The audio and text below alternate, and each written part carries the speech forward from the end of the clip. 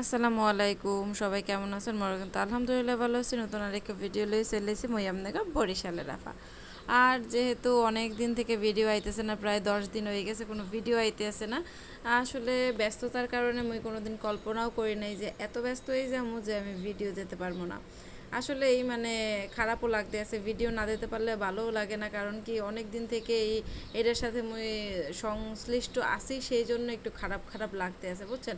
আর মুই আসলে এত পরিমাণে ব্যস্ত যে মুই ভিডিও দেওয়ার সময় পাইতেছি না, ভিডিও করারও সময় পাই না, ভিডিও দেওয়ারও সময় পাই না। আজকে ভিডিওকে একদম ছোট্ট ভিডিও লই আইছি। আর চিন্তা করতে আছি এটা রেগুলার করতে হইলে অবশ্যই ভিডিও ছোট্ট বড় আপলোড দিতে হইবে।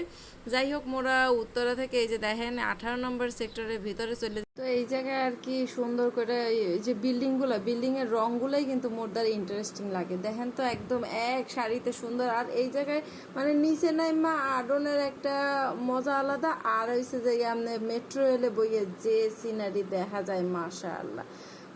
এইটা আপনার মাশাআল্লাহ না করলে আপনার ভুলই হয়ে যাবে, বুঝছেন। তারপরে হয়েছে যে মোরা এখান থেকে সুন্দর করে হাঁটতে হাঁটতে এই জায়গার পাশে যে লেকটা, মোরা ওই লেকের ভিতরে চলে যাবো আর কি।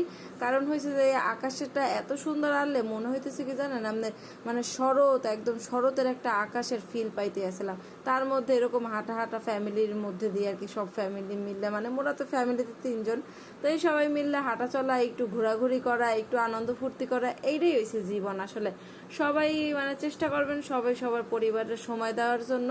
আর মইও মোর পরিবারের সময় দিতে চাইয়া কিন্তু এই ইদানিং ভিডিওটা একটু কম দেওয়া হইতে আছে। তারপরও মোর লেগে দোয়া করবেন, মুই যেন আরও ভিডিও আপনাকে দিতে পারি নতুন নতুন, বুঝছেন। তো এই তো এইরকমই চলতে আছে মোগো ভিডিওটা, ছোট্ট আজকে একটা ভিডিও দিতে আসি আর কি।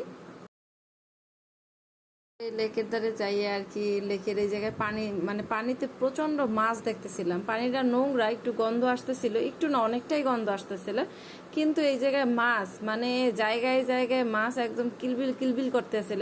আর যেহেতু এই যে বন্যার পরে রেমাল না জানি কি হেয়ের পরে মাছ আর কি বাইরে যাওয়ার কথা, হলে কিন্তু আসলে ঢাকা শহরে তো আর এত বন্যা হয় না। এই যে মুই কিন্তু মাছ দেখানোর চেষ্টা করতে আছি, কিন্তু আসলে ক্যামেরায় উপরের রিফ্লেক্টটা পড়ে তো পানির মধ্যে, এই কারণে ক্যামেরাটায় তেমন একটা ভালো বোঝা যাইতে আছে না।